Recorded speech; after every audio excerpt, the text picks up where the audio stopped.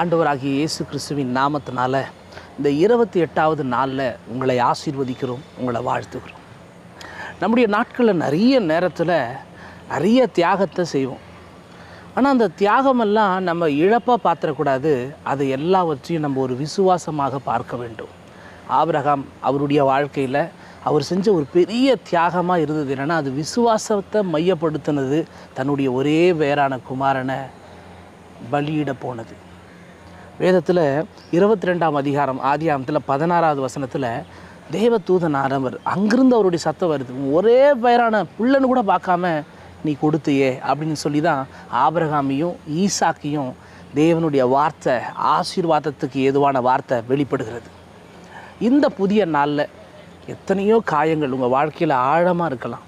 அந்த காயத்திலேருந்து வெளியே வர முடியாமல் சில விஷயங்கள் உங்கள் இருதயத்தில் ஓடிக்கொண்டே இருக்கலாம். ஜெயத்தை பார்க்கணுன்னு நினைப்பீங்க, ஆனால் முடியாது. தோல்வி மட்டுமே உங்கள் முன்னாடி நிற்கும். இதை எல்லாத்தையும் தாண்டி தேவன் ஒரு அற்புதத்தை செய்வார். அதுக்கு நம்ம செய்ய வேண்டியது சில ஜெப குறிப்புகளுக்காக நம்ம ஜெபிக்கும்போது, பாரப்பட்டு ஜெபிக்கும்போது தேவன் அந்த ஜெபத்தை நம்முடைய வாழ்க்கையில் ஒரு மகிமையின் அடையாளமாக அவர் மாற்றுகிறார். பாருங்கள், எல்லாவற்றிலும் மேலான தேவனாக நம்ம ஆண்டவர் இருக்கிறார். 1 இல்லை 2 இல்லைங்க, எல்லாவற்றிலும் மேலான தேவனாக அவர் இருக்கிறார். அதை நீங்கள் சொல்லி சொல்லி சொல்லி ஜெபிக்கணும். எப்படி சொல்லி சொல்லி ஜெபிப்பீங்க?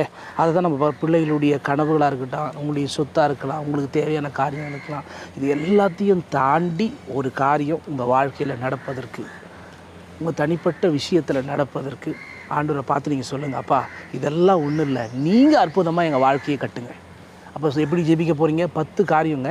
அதில் முதல் ஒரு காரியம், எல்லாவற்றிலும் மேலானவராக தேவனை வைக்கணும். அப்படி அவருக்கு முக்கியத்துவம் கொடுத்து ஜெபிக்கிறவராக நீங்கள் மாறும்போது உங்களுடைய தியாகம்லாம் இழப்பாக இல்லாமல் விசுவாசமாக மாறும். 2வது பாருங்கள், ஒப்பு கொடுக்கப்பட்ட ஒரு விசுவாசம். மிகப்பெரிய பிரியமான தம் பிள்ளையை அவருடைய கையில் வச்சுக்கிட்டு அதை தேவனுக்கு தியாகமாக கொடுக்குறாரு பாருங்கள்.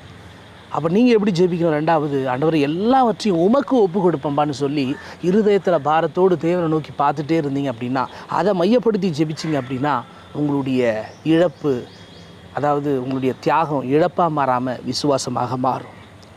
ஒரே பையன்தான், 100 வயசுக்கு அப்புறம் ஒரு பையன் ஆண்டவர் கொடுக்குறார். அந்த ஒரே பையனுடைய வாழ்க்கையில் ஆண்டவர் செய்கிற அற்புதம் இருக்குது பாருங்கள், அது நீங்களும் நானும் நினச்சி பார்க்க முடியாத ஒரு அற்புதம். அந்த சூழலில் கூட தயக்கமே இல்லாமல் தேவனுக்கு அவர் நன்மை செஞ்சார். பார்த்தீங்களா? இதை பார்த்து கொண்டு இருக்கிற கர்த்தருடைய பிள்ளைங்க நல்லா புரிந்து கொள்ளணும்.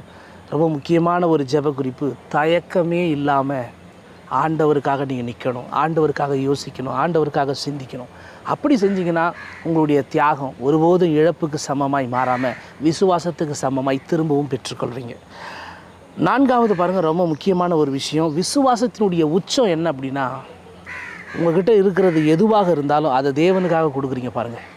அதுதான் அது. முக்கியமாக நேரமாக இருக்கலாம், உங்கள் காலமாக இருக்கலாம், உங்களுக்கு பிரியமான சூழலாக இருக்கலாம், நண்பர்கள் கூப்பிடுவாங்க, ஆனால் அப்பயும் ஜெபத்துக்கு முக்கியத்துவம் கொடுக்குறீங்க. ஓய்வு நாளில் ஆண்டுடைய சபைக்கு போகிறீங்க.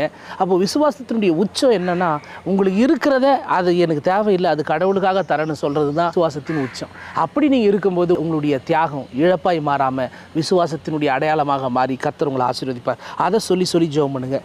தேவன் பார்த்து கொள்வார்ன்ற நம்பிக்கை உங்கள் வாழ்க்கையில், என் வாழ்க்கையில் தேவன் பார்த்து கொள்வார்ன்ற அந்த நம்பிக்கை மட்டும் இருந்துச்சுன்னா ஒரு பெரிய மாற்றத்தை நீங்களும் நானும் பார்க்கும்படி ஆண்டவர் உதவி செய்வார். அப்போ ஜெபம் பண்ணுங்க, ஆண்டவரே நீங்கள் பார்த்துப்பீங்கப்பா, நீங்கள் பார்த்துப்பீங்கன்னு சொல்லி சொல்லி சொல்லி சொல்லி ஜெபிக்க ஆரம்பிங்க. உங்கள் வாழ்க்கையில் தேவன் அற்புதத்தை செய்வார், அவர் நிச்சயம் பார்த்துக்கொள்வார். 6வது பாருங்கள், உங்கள் குடும்பங்களில் தேவனுடைய விருப்பத்தை கேளுங்க. இது எப்படி ஜெபிக்கணும்? நீங்கள் 6வது பாயிண்ட்டுக்கு, ஆண்டவரே உங்கள் விருப்பத்தை நாங்கள் செய்கிறோமா, உங்கள் விருப்பத்தின்படி நாங்கள் நடக்கிறோமா, உங்கள் விருப்பத்தில் என் மனைவி இருக்காங்களா, என் கணவர் இருக்காரா, என் பிள்ளைங்க இருக்காங்களா, இதை நீங்கள் சொல்லி சொல்லி சொல்லி ஜெபிக்கும்போது ஆண்டவர் அற்புதமான பாதையில் உங்களையும் என்னையும் நடத்திட்டு போகிறாரு.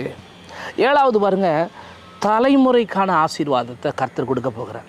கேளுங்க, ஆபிரகாமுக்கு ஆண்டவர் சொன்னார், அது தலைமுறையின் ஆசீர்வாதம், அதை உங்கள் மகன் பார்க்கணும், உங்கள் பிள்ளைங்க பார்க்கணும் அப்படின்னு வாய்களை திறந்து தலைமுறையான ஆசீர்வாதத்தை நாங்கள் பார்க்கணும், அனுபவிக்கணும், அதற்கான வழிவாசல்களை எங்களுக்கு திறக்கணும்னு சொல்லி ஜெபம் பண்ணுங்க. தேவன் நிச்சயம் அதை உங்கள் வாழ்க்கையில் அடையாளப்படுத்துவார். 8வது பாருங்களேன், தேவனுக்கு இல்லைன்னா இது எங்களுக்கே கிடையாதுன்ற ஒரு முடிவுக்கு வரணும். அதுக்கு தான் தேவனுக்காக சகலத்தையும் செய்கிற அந்த உணர்வு, அந்த எண்ணம் உங்களுக்குள்ளே இருக்கும்போது எல்லா விதத்துலேயும் தேவன் உங்களை மாற்றுவார். அதுக்கு முக்கியமான விஷயம், தேவனுக்காக நம்ம ஏதாவது செய்யணும். 8வது பாயிண்ட் என்ன? நீங்கள் கடவுளுக்காக என்ன செய்ய போகிறீங்க, ஏது செய்ய போகிறீங்க, எதை செய்ய போகிறீங்க? இப்போது இந்த வேளையில், இந்த புதிய நாளில் இப்போ யோசனை பண்ணுங்கள். இந்த வார்த்தையை கேட்ட உடனே நான் கடவுளுக்காக, நான் தேவனுக்காக எதையாவது ஒன்றை செய்யணும், ஏதாவது ஒன்று செய்யணும். அது நேர்த்தியாக இருக்கணும், அது பெருமைக்காக இருக்கக்கூடாது, அது தேவனுடைய கரத்தில் அடையாளப்படுத்தப்படுகிறதா இருக்கணும். அப்படி சொல்லி நீங்கள் ஜெபம் பண்ணுங்கள். தேவன் நிச்சயம் உங்கள் வாழ்க்கையில் ஒரு பெரிய அற்புதத்தை செய்வார். அடுத்தது, சாட்சியாக மாறுகிற குடும்பம் மாறணும். மோரியா மலையில் சாட்சியான ஒரு குடும்பமாக கர்த்தர் மாற்றினார். ஏன்னா அந்த மலையில் வந்து நின்னதுனால தான் மோரியான்ற மலை பேர் போய் யெகோவா ஈரேன்ற அந்த பேர் உருவாக்கப்பட்டது. சில நேரத்தில் உங்கள் வாழ்க்கையில் ஆண்டவர் ஒரு விஷயம் போய் ஒரு விஷயத்தை உங்களால் உருவாக்கி கொடுப்பார். அதனால் நீங்கள் ஜெபம் பண்ணுங்கள், தேவனுடைய பலத்த கரம் என் குடும்பம் சாட்சியாக இருக்கணும், சாட்சியாக இருக்கணும், சாட்சியாக இருக்கணும். 10வது விசுவாச அறிக்கை. அப்படியே கண்ணை மூடி ஆண்டவரை நோக்கி பார்த்து சொல்லுங்கள், அப்பா என்னுடைய தியாகம், அதாவது என்னுடைய அர்ப்பணிப்பு, அது இழப்பாக மாறிடக்கூடாது. அது சாட்சியாக மாறணும், அது விசுவாசமாக மாறணும், அது தேவனுக்கு முன்பாக பலமாய் மாறணும், பலனாய் மாறணும். அப்படிப்பட்ட ஒரு சூழல் வெளிப்படணும். இந்த காலை வேளையில் அப்படி நீங்கள் ஜெபிக்க தேவன் சகல விதமான நன்மையிலையும் உங்களை நடத்துவார், சகல விதமான ஆசீர்வாதத்திலையும் நடத்துவார். அவர் உங்களோடு இருக்கிறாருங்க, நீங்கள் பயப்படாதீங்க. அவர் உங்களுக்காக சகலத்தையும் செய்து முடிப்பார். ஒரு ஆமீன் சொல்லலாமா? ஏமேன்.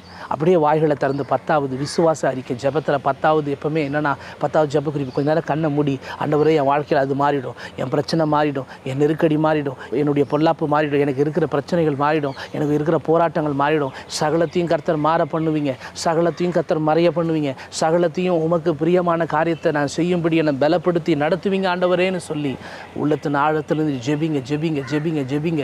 தேவனுடைய அனுகிரகத்துக்காய் ஜெபிங்க, தேவனுடைய திட்டத்துக்காய் ஜெபிங்க, தேவனுடைய சித்தத்துக்காய் ஜெபிங்க. சகலமும் நன்மைக்கு எதுவாய் நடக்கும்படி ஜெபிங்க இயேசுவின் நாமத்தினால. ஆண்டவரே உதவி செய்வீராக, பலப்படுத்துகிற தேவனாக கர்த்தர் தாமே இந்த குடும்பத்தை ஆசீர்வதிப்பீராக, இந்த பிள்ளைகளை ஆசீர்வதிப்பீராக. தேவனுடைய கரம் சாட்சியாய் விளங்கும்படி ஜெபிக்கிறோம்ப்பா. மறைத்து நீர் வெளிப்படுங்க, உங்கள் சித்தம் நடக்கட்டும்ப்பா. அப்படி சொல்லி ஜெபம் பண்ணுவோம். ஆண்டவரே உமக்கு நன்றி. சாட்சியாக எங்கள் வீட்டில் நிறைய காரியம் நடக்கட்டும். உமக்கு சாட்சியாக நாங்கள் நிற்போமாக. இழப்பு ஒன்றுமே இல்லைப்பா. தியாகத்துக்கு முன்பாக, பிரியத்துக்கு முன்பாக, அர்ப்பணிக்கு முன்பாக விசுவாசமே ஜெயிக்கும் இந்த உலகத்தை. அப்படி அடையாளப்படுத்தி எங்களை பலப்படுத்துங்க. இயேசுவின் மூலம் ஜெபிக்கிறோம் பிதாவே. ஆமென். கர்த்தர் நல்லவர். இன்றைக்கு 28வது நாள். அவ்வளவு அழகாக ஆண்டவர் நடத்திட்டு வராரு. உங்கள் நண்பர்கள், உறவுகள் அநேகருக்கு இதை பகிர்ந்து அவர்களையும் பார்க்க வைங்க. தேவன் உங்களை ஆசீர்வதிப்பார். அதை விட ரொம்ப முக்கியமான விஷயம், இன்றைக்கி பகல் ஜெபம் இருக்குது, சரியாக 3 மணிக்கு. மறக்காமல் கலந்து கொள்ளுங்கள். தேவன் உங்களை ஆசீர்வதிப்பார். காட் பிளஸ் யூங்க. கர்த்தர் உங்கள் கூட இருக்கார். ஆமென்.